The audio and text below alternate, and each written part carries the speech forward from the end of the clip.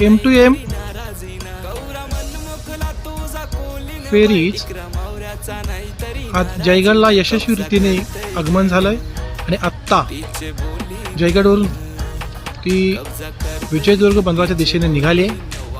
तिला निरोप द्यायला, तिचं स्वागत करायला असंख्य जयगडचे ग्रामस्थ आणि शासकीय अधिकारी, जिंदाल कंपनीचे अधिकारी, चौगुले कंपनीचे अधिकारी या ठिकाणी उपस्थित होते.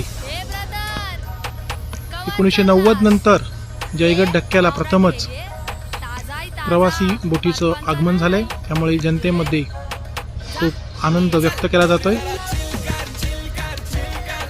या बोटीचा एक चांगला परिणाम जयगड आणि परिसरावर नक्कीच होईल.